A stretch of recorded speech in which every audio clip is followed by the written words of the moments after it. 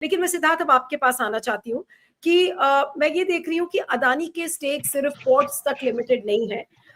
In fact जो उनके investments हैं वो एक्सटेंड होते हैं जॉइंट डिफेंस वेंचर्स में भी। If you look at what happened in 2018, Adani Enterprises partnered with Israel's Elbit Systems, especially the Adani Elbit Advanced Systems India, which manufactures Hermes 900 drones in Hyderabad that are extensively used by the Israeli Defense Forces.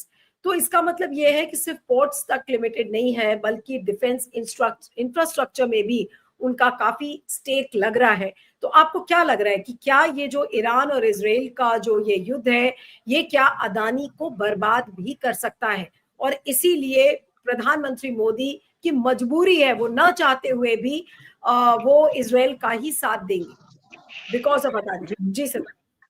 जी मेरे ख्याल से प्रधानमंत्री जी मोदी के स्थान पर कोई भी भाजपा की तरफ से होता तो हमें पता है कि राइट विंग का जो पूरा बीजेपी इकोसिस्टम है वो इजराइल की तरफ ज्यादा झुका हुआ है। ये तो बिल्कुल स्वाभाविक है, इसके बारे में तो कहीं कोई दो राय होनी नहीं चाहिए। लेकिन मुख्य बात यह है कि मिडिल ईस्ट में ईरान इजराइल संघर्ष में अदानी का तो जो होना है वो तो होगा ही, लेकिन सबसे बड़ा नुकसान भारत का होगा, क्योंकि एक तरफ प्रधान जी के दोस्त का निवेश फंसा हुआ है इजराइल में, तो दूसरी तरफ प्रधान जी की सरकार का निवेश फंसा हुआ है ईरान के अंदर।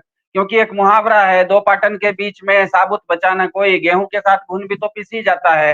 तो इजराइल के हाइफा बंदरगाह में अदानी का अगर 10,000 करोड़ का इन्वेस्टमेंट फंसा हुआ है, तो दूसरी तरफ भारत सरकार के इंडिया पोर्ट्स ग्लोबल लिमिटेड का ईरान के चाबहार बंदरगाह पर 25,000 करोड़ रुपए भारत सरकार का भी तो लगा हुआ है। इसीलिए हुआ यह है कि भारत इजराइल और ईरान के विषय में न तो इधर का है न उधर का है, क्योंकि ऐसा लगता होता ऐसे ही है कि जब आपकी नीति अस्पष्ट हो जाती है तो आप अप्रासंगिक हो जाते हैं। भारत क्योंकि इजराइल पर निर्भर है हाईटेक वेपन्स और पेगासस जैसे सॉफ्टवेयर के लिए, और हमको ध्यान में रखना है इजराइल भारत का तीसरा सबसे बड़ा हथियार देने वाला देश है। रूस और फ्रांस के बाद भारत सबसे ज्यादा हथियार इजराइल से खरीदता है। तो एक तरफ आप इजराइल पर निर्भर हैं हाईटेक वेपन्स के लिए, तो दूसरी तरफ आप ईरान पर निर्भर हैं, क्योंकि आपके प्रधान जी के जो 8,000 करोड़ के हवाई जहाज में जो तेल भरा जाता है वो तेल भी तो ईरान से ही आना पड़ेगा, वो भी तो मध्य पूर्व के देशों से ही आना पड़ेगा। तो चाबहार का और ऊपर से चाबहार का जो कंट्रोल है वो सामरिक दृष्टि से बहुत महत्वपूर्ण है भारत के लिए, क्योंकि भारत का जो सेंट्रल एशिया में अगर प्रेजेंस होना है, तजिकिस्तान जैसे देश हैं जिनका अपना कोई क्या समुद्र का संबंध नहीं है, इसीलिए भारत चाबहार पोर्ट पर बहुत भारी भरकम पैसा खर्च किया है भारत ने, क्योंकि वो पाकिस्तान के ग्वादर पोर्ट से केवल 70 मील दूर है, बिल्कुल बगल में है। तो एक तरह से आपको चाबहार पोर्ट पर क्या कहते हैं, किसी भी तरह का ईरान के चाबहार पोर्ट पे आपका भारतीय व्यापार का, भारतीय सरकार का, भारतीय हितों का किसी भी तरह से चाबहार पोर्ट में रहना भारत को सामरिक दृष्टि से बहुत ताकतवर बनाता है। दूसरी तरफ इजराइल के साथ इनको, क्योंकि हमें पता है अभी जो ऑपरेशन सिंदूर हुआ था 7 तारीख को, जो आतंकवादी हमलों पर ठिकानों पर बमबारी हुई थी, तो वो जो कामिकाजे ड्रोन्स वगैरह थे वो इजराइल से बने हुए थे। तो भारत के लिए दिक्कत ये आ गई है कि इजराइल पर भी इनकी भारत का डिपेंडेंसी निर्भरता खूब है, ईरान पर भी निर्भरता खूब है। इसीलिए आप देख रहे हैं कि पिछले 2-3 दिन से जब से ये ईरान और इजराइल का संघर्ष हुआ है, भारत न तो इधर जा रहा है न तो उधर जा रहा है, अपने आप को एक ऐसे जगह पर खड़ा कर पा रहा है जहां पर कि वो पूरी तरह से अप्रासंगिक हो गया है। दुनिया भर के देश, यहाँ तक कि यूनाइटेड नेशन जनरल असेंबली तक गाजा के मामले में इस विषय पर कुछ न कुछ स्टैंड ले रही है, तो भारत अब्सटेन कर रहा है। तो मेरे ख्याल से इसमें सिर्फ अदानी का जो होना है वो तो होगा ही, क्योंकि जहां तक मेरा असेसमेंट है अदानी का कुल जो रेवेन्यू है उसमें उनका जो इजराइल से आने वाला रेवेन्यू, मतलब अदानी की पूरी जो लाभ होता है, उनको व्यापार होता है, उनको जो हर साल पैसा वो अदानी की कंपनी कमाती है, उसमें से इजराइल से आने वाला जो हिस्सा है वो 5% से कम है। तो इसका मतलब ये नहीं है कि अदानी का पूरा पैसा इजराइल में ही लगा हुआ है, लेकिन 5% भी अदानी के लिए बहुत बड़ी चीज है। और हमें ये पता है कि ये सारे ठेके अदानी को तभी मिले हैं जब भारत में नरेंद्र मोदी जी की सरकार आई है, उसके बाद ही तो मिले हैं, उससे पहले तो इनको मिले नहीं थे। सिद्धार्थ, आपको 2 सेकंड के लिए मैं रोक रही हूँ, क्योंकि हम यहाँ पर अदानी के स्टेक्स की बात कर रहे हैं, तो जो लोग रिलेट नहीं कर पा रहे, सिर्फ उनको थोड़ा सा समझाने के लिए कि अदानी पोर्ट्स का जो स्टेक है हाइफा पोर्ट में इन इजराइल 70% है। सिर्फ समझाने के लिए मैं बोल रही हूँ, and then I will come back to you again.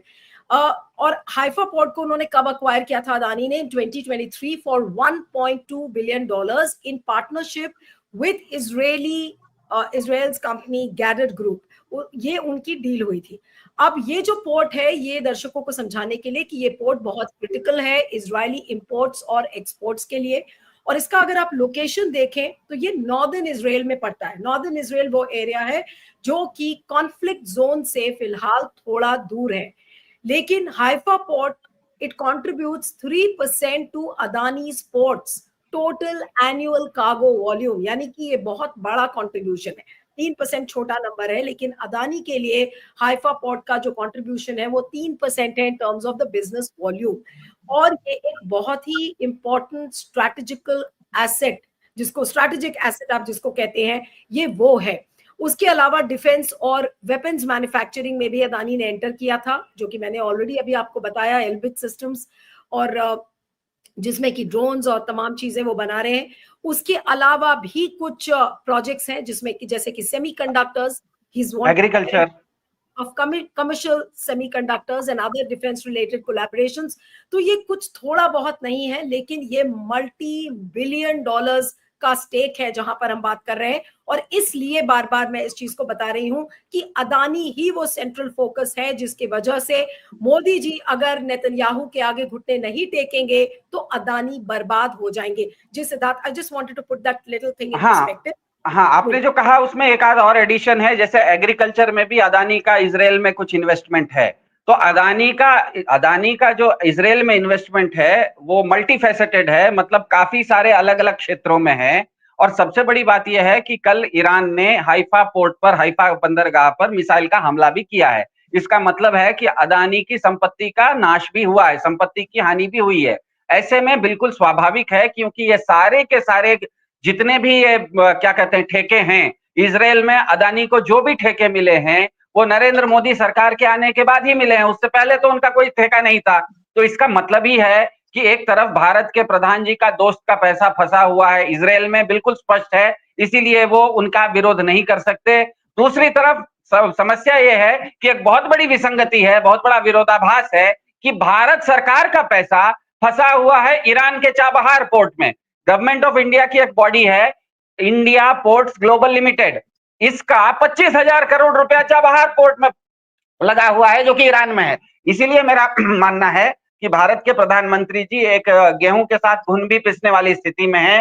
वो उनके दोस्त का पैसा लगा हुआ है पूरा का पूरा इजराइल में, उनकी सरकार का पैसा लगा हुआ है ईरान में, इसीलिए वो एक ऐसे जगह फंसे हुए हैं, ना तो इधर के हो सकते हैं ना तो उधर के हो सकते हैं। मेरे ख्याल से इस विषय में मोहसिन रजा साहब, प्रोफेसर साहब ज्यादा अच्छा से बताएंगे, क्योंकि वो इंटरनेशनल विषय के एक्सपर्ट हैं। लेकिन मुझे बिल्कुल ये स्पष्ट लग रहा है कि जिस तरह से ईरान और इजराइल का संघर्ष चल रहा है, हाइफा पोर्ट जहां पर कि अदानी का काफी पैसा लगा हुआ है, आने वाले समय में वो काफी बार टारगेटेड होगा। एक बार तो कल रात में टारगेट हो चुका है, हानि हुई है, आने वाले समय में और भी हानि होगी। और ये जितनी हानि होती चली जाएगी, भारत के प्रधान जी के लिए वो समस्या और ज्यादा क्या कहते हैं जटिल होती चली जाएगी।